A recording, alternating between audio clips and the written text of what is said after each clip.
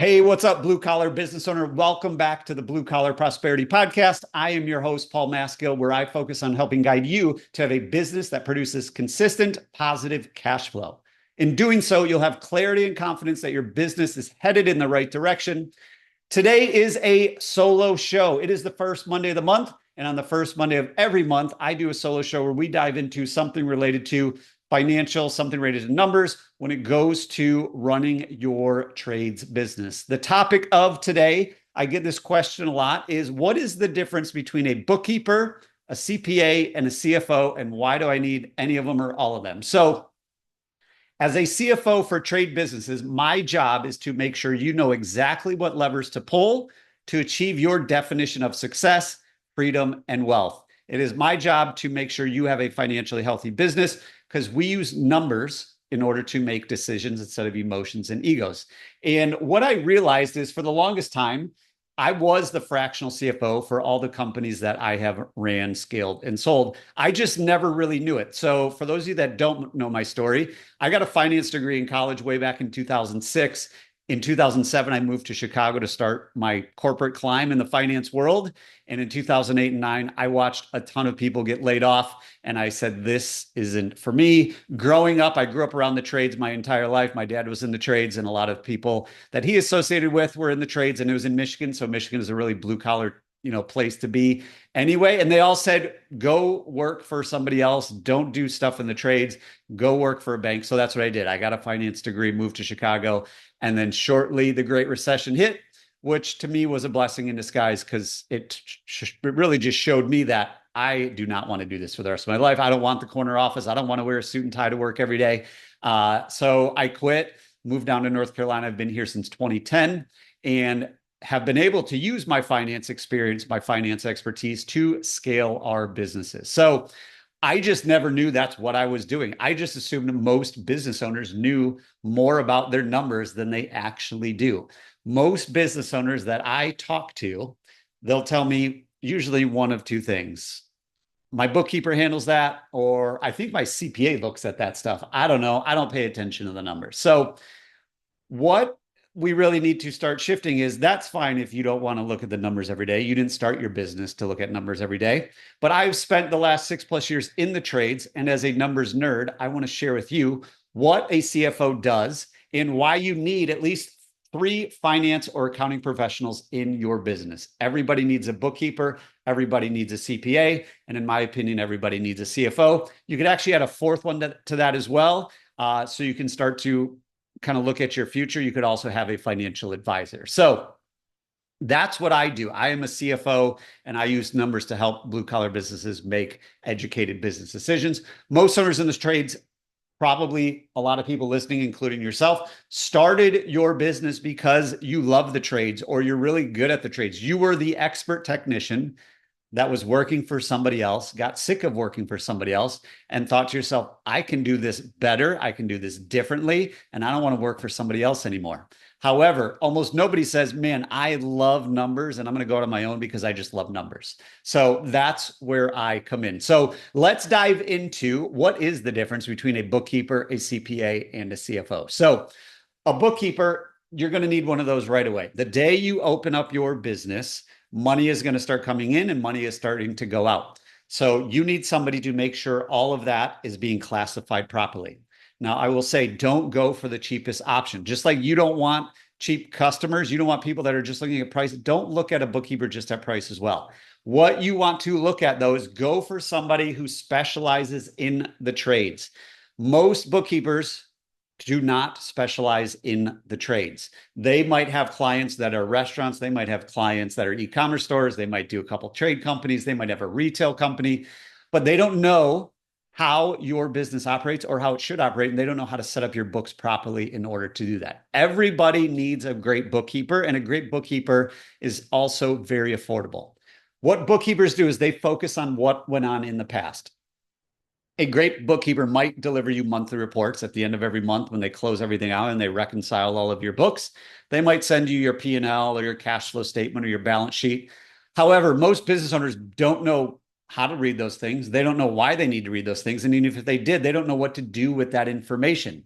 without a CFO, most business owners don't know exactly how to interpret those numbers. And then how do we use those numbers in order to make decisions? So bookkeeper, super important. They take everything in the past, all your transactions, everything you're doing, and making sure that your books are set up properly so you have the right information to make the better decisions. So that's a bookkeeper. CPA, you're also going to need one of those right away because you got to pay taxes. Listen, paying taxes is not a bad thing. If you're paying taxes, it means you are making money. A CPA is also going to look in the past, just like the bookkeeper. They are going to look in the past and determine how much taxes do you owe. Now, in my opinion, a really good CPA should do more than that. A really good CPA should be proactive with your tax strategy as well. There are a lot of different tax strategies, a lot of things written in the tax code that is very good for business owners. There are a lot of tax advantages out there for business owners, like employing your kids or like the Augusta rule. There are a lot of different things out there that you can use to mitigate your taxes. However, paying taxes is not a bad thing because it means you're making money. But a really good CPA will take a look at what you've done historically, and then they will proactively tell you what do you need to do from a tax standpoint to pay the least amount of taxes possible. Again, they focus on the past. Ideally, they do more than just say, hey, this is how much you owe and this is your quarterly estimate. See you in a year.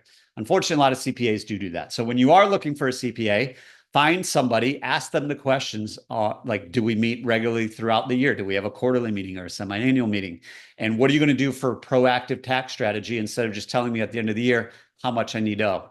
The thing that probably frustrates me the most is a lot of CPAs, don't want to bash all the CPAs, but there is a good amount of CPAs that will say, hey, Joe, it's December 29th. It looks like you're going to owe a whole bunch of money. So why don't you go buy a vehicle that's at least 6,000 pounds and then you can depreciate all of that. And that way it lowers your tax bill. Now, yes, that's a way to lower your tax bill. However, come January 1st, you are now the proud owner of a vehicle that you have to pay for probably the next 7 years, 6 years, however long you finance for. But based on the books, it's worth nothing. And most likely when you buy that vehicle, you actually didn't need that vehicle. So make sure your CPA is doing things that are best for your cash flow, best for your taxes, and doing more than just the minimum. So those are the first two, bookkeeper and CPA. Hopefully you guys found some good insight into that. If you do have questions or if you're looking for recommendations on bookkeepers and CPAs, I'm happy to have a conversation as well. Feel free to reach out to me, send me an email, and we can dive into that. So getting us to the third thing you also need is a CFO. Unlike the bookkeeper and the CPA, again, you need a bookkeeper, you need a CPA, you need them to be really good. They look at the past. A CFO, a good one, should be focused on the future. They're going to use your numbers to help guide you to your destination instead of emotions. Many times we as business owners, we just make up decisions of, I think we should do this, or I feel we should do this, or so-and-so is doing this and they said I should do it too. We need to stop doing that. We need to stop using our emotions and our ego to make decisions, and we need to start using numbers. A lot of people want to buy all the fancy new stuff to keep up with the Joneses and do all that. Let's not do that. Once the business owner can remove the emotions and the ego, a CFO will serve them very, very well.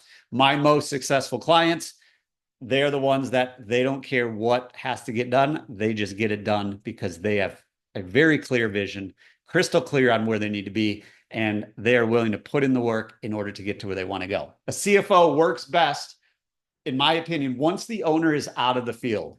The reason I say that is if you are still in the field every day, it's going to be really hard for you to work on your business. So I would look to bring on a CFO, usually in the $700,000 to $1 million mark.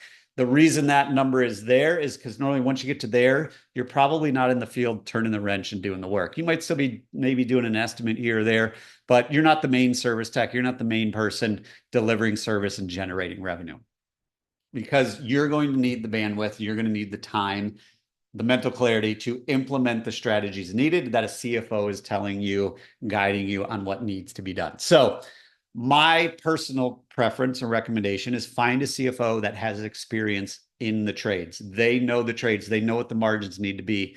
They know what the targets need to be.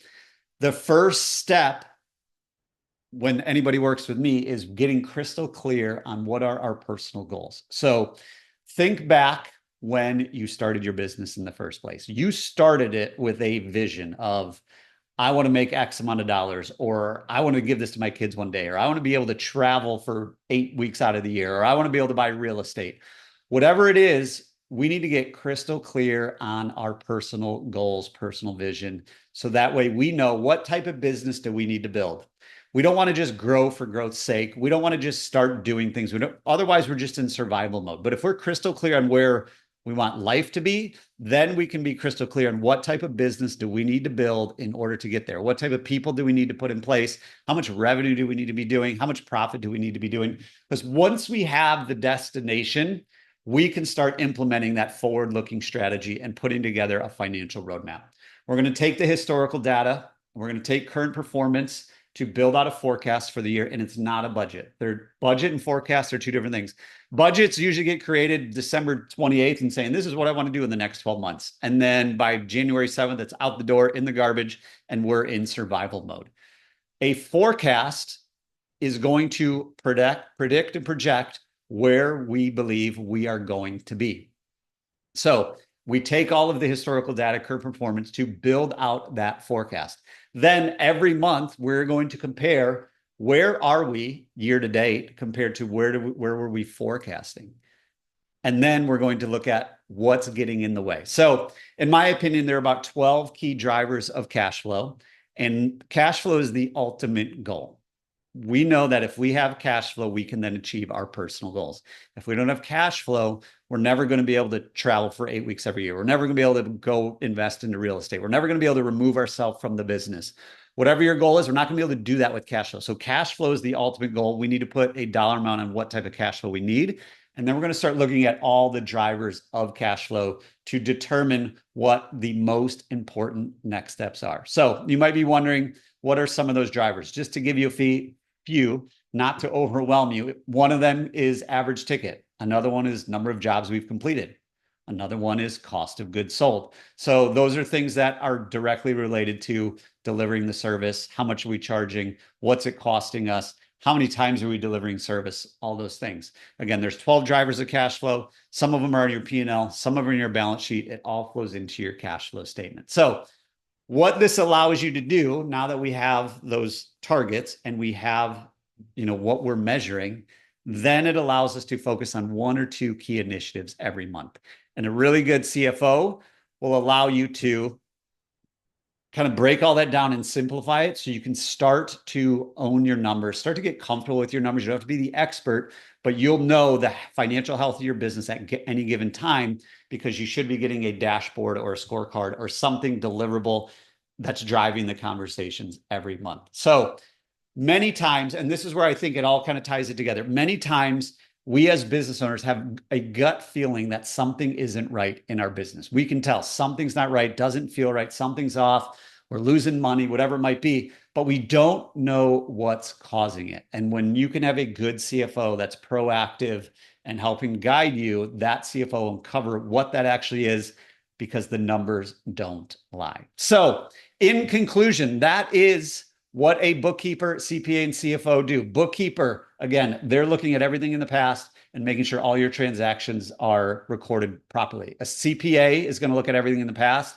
figure out how much you owe in taxes. A great CPA is also going to have a proactive tax strategy. And then a CFO focuses on the future. So if you think about driving a car, bookkeeper and CPA, they're looking in the rearview mirror. What did we just do? What did we just pass? A CFO is the GPS and looking through the front windshield of, this is where we're at, this is what we see, and this is where we want to go. Now let's work backwards to figure out how to get to where we actually want to go. So that is my goal as a CFO for the trades. And hopefully you got some good insight into not only who you need, but what skills do those people need. So that way you have 100% confidence that your financials and books and taxes are all aligned. So if you do need any help, you just want to have a conversation, you can head on over to my website. You can go there anytime, thebluecollaradvisors.com. When you go there, there are two options. Don't overwhelm you, but there are two options. One, you can book a free call with me. We'll do a business evaluation. We'll do a financial assessment, show you what's working, what's not working in your business.